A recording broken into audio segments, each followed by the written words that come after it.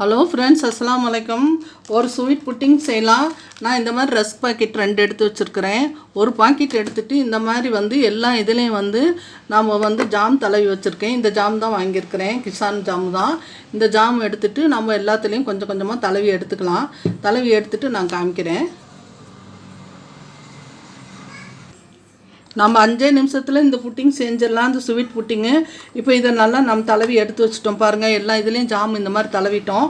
இப்போ இதுக்கு மேலே இன்னொரு ரஸ்க் எடுத்து நம்ம இந்த மாதிரி எடுத்து வச்சுக்கலாம், ஒட்டி வச்சுக்கலாம்.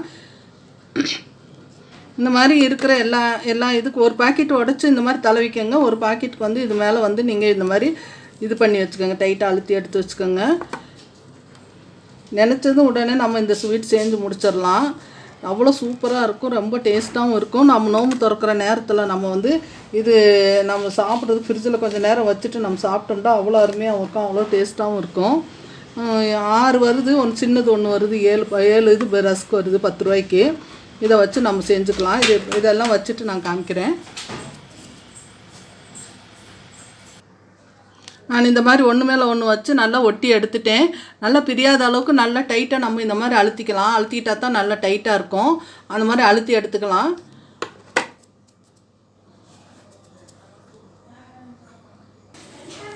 நான் ஒரு கேஸ் அடுப்பு ஆன் பண்ணிவிட்டு ஒரு பாத்திரத்தை வச்சுருக்கேன்.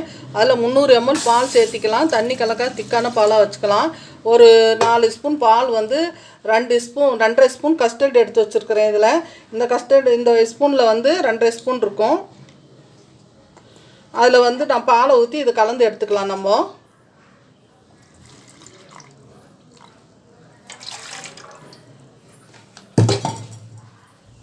இதை நல்லா கரைஞ்சி வர்ற வரைக்கும் நல்லா கலக்கி எடுத்துக்கணும். அப்போ தான் நல்லா இருக்கும்.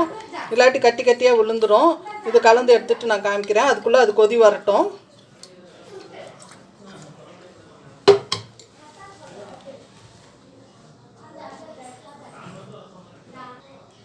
பால் இப்போ கொதி வரப்போகுது. நம்ம அதுக்கு ஒரு 100 கிராம் சர்க்கரை சேர்த்திக்கலாம். எவ்வளோ தேவையோ அந்த அளவுக்கு சேர்த்திக்கங்க. நான் கொஞ்சம் 100 கிராமோட கொஞ்சம் கம்மியாக தான் சேர்த்துறேன். ஒரு 50-60 கிராம் அளவுக்கு தான் சர்க்கரை சேர்த்திருக்கிறேன். இது நல்லா கரைஞ்சி வரட்டும். இதில் வாசனைக்கு நீங்கள் வேண்ட ஏலக்காய் போட்டுக்கோங்க, இல்லை எசன்ஸ் இருந்தால் ஏதாவது ஒரு எசன்ஸ் நம்ம இதில் சேர்த்திக்கலாம். இது நல்லா கரைஞ்சி வரட்டும். கரைஞ்சி வந்ததும் பார்க்கலாம். இப்போ சர்க்கரை கரைஞ்சி கொதி வருது. இப்போ நம்ம கலக்கி வச்சுருக்கேன் இந்த கஸ்டர்ட் பவுடரை நம்ம இதோட சேர்த்திக்கலாம். பாருங்கள், இது நல்லா கலக்கிட்டு தான் நம்ம ஊற்றணும், இல்லாட்டி அப்படியே கட்டி பிடிச்சிரும். உடனே கிளறி கொடுத்துக்கிட்டே தான் இருக்கணும் நம்ம ஊற்றின பிறகு.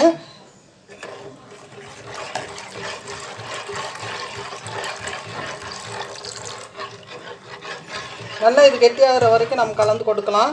இது கூட வேண்டாம் பாதாம் எசன்ஸ் வேண்டாலும் நம்ம சேர்த்திக்கலாம். நான் கொஞ்சம் சேர்த்துறேன். இது நல்ல மணமாகவும் இருக்கும், நல்லாவும் இருக்கும். அதனால் இந்த பாதாம் எசன்ஸ் இதில் நான் சேர்த்திருக்கேன். இது நல்லா கொதித்து வரட்டும்.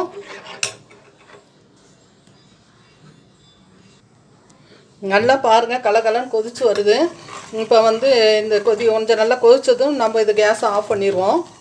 பாருங்கள், இது நல்லா கொதித்து வருது, நல்லா திக்னஸ் ஆகிடுச்சு. இந்த அளவுக்கு திக்னஸ் ஆனால் போதும். இப்போ இதை எடுத்துடலாம். இப்போ இது கூட நான் கொஞ்சம் முந்திரி பொடிச்சு வச்சுருக்கேன், அது சேர்த்திக்கிறேன். நான் சேர்த்துட்டு டூட்டி ஃப்ரூட்டி கொஞ்சம் எடுத்து வச்சுருக்கிறேன், அதையும் இதோட நான் சேர்த்திக்கிறேன். சேர்த்துட்டு எல்லாம் கலந்து கொடுத்துட்டு கேஸ் ஆஃப் பண்ணிடலாம்.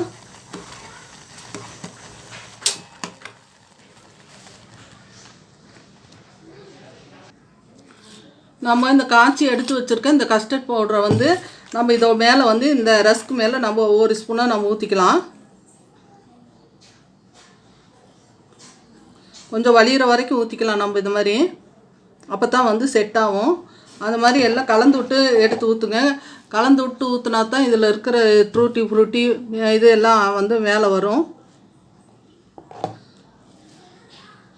5 நிமிஷத்தில் நம்ம சட்டுன்னு இது மாதிரி செஞ்சிடலாம். நோம்பு திறக்க நேரம் ஆயிடுச்சு, என்னடா செய்கிறது ஏதுடா செய்கிறதுன்னு சில சமயம் குழப்பமாக இருக்கும். அப்போ கஸ்டர்ட் பவுட்ரு இருந்தால் போதும், ரஸ்க் ஒரு பாக்கெட் இருந்தால் போதும், சூப்பராக இந்த மாதிரி செஞ்சிடலாம். டூட்டி ஃப்ரூட்டி வேணும், அது வேணும், இது வேணும்னு கூட நம்ம எதிர்பார்க்க வேண்டியதில்லை. இருந்தால் நம்ம சேர்த்தலாம், இல்லாட்டி இல்லை.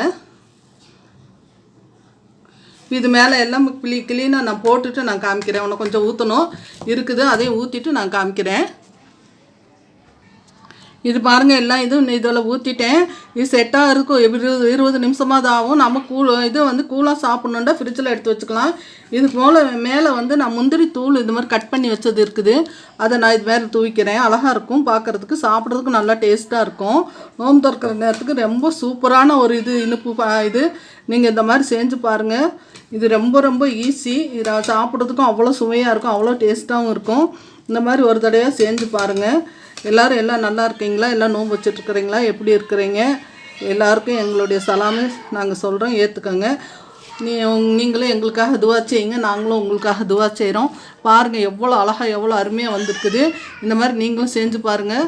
இப்போவே செட் ஆகிடுச்சு. கொஞ்சம் நேரம் நம்ம அப்படியே ஆற வச்சுட்டு அப்புறம் ஃப்ரிட்ஜில் வச்சுட்டோம்னா அவ்வளோ அருமையாக இருக்கும், அவ்வளோ டேஸ்ட்டாக இருக்கும். வேணும்னு கேட்டு வாங்கி சாப்பிடுவாங்க, அந்த அளவுக்கு இருக்கும். இந்த மாதிரி செஞ்சு பாருங்கள். அஸ்ஸலாமு அலைக்கும் வரஹ்மத்துல்லாஹி வபரகாத்துஹு. அஸ்ஸலாமு அலைக்கும்.